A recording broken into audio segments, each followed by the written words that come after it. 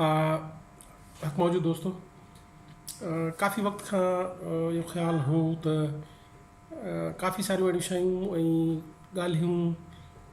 अंदर जा हाल जेके दोस्तनि सां करणु पिए चाहियासीं, पोइ मुख़्तलिफ़ हंधनि ते लिखतुनि में, कॉन्फ्रेंसुनि में या निजी कचहरियुनि में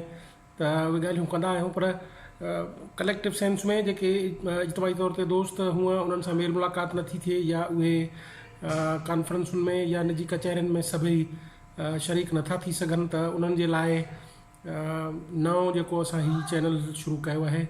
जंहिंमें कोशिशि कंदासीं त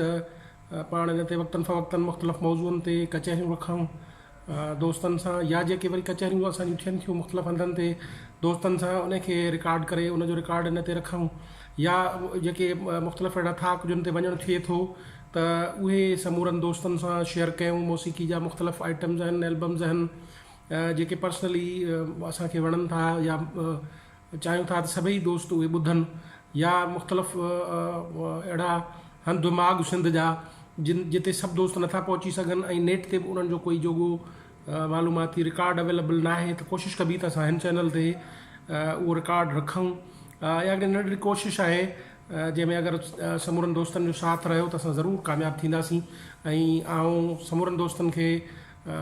इहो अर्ज़ु कंदुसि त उन चैनल ते अचनि, उनखे सब्सक्राइब कनि, त जीअं असां वधि खां वधि शयूं शेयर करे सघूं ऐं सभु दोस्त वक़्तनि फ़वक़्तनि जेके उन ते ब्लॉग्स रखंदासीं या कचहरियूं या वीडियोज़ रखंदासीं त उहे समूरनि दोस्तनि खे पहुची सघनि। त इन करे हिन वीडियो जे ज़रिए ऐं सभिनी दोस्तनि खे गुज़ारिश कंदुसि त उहे चैनल ते अचनि ऐं उनखे सब्सक्राइब कनि, त जीअं असां सभई गॾिजी उन्हनि शयुनि खे वाखो करे सघूं ऐं कचहरियूं करे सघूं। हक़ मौजूदु।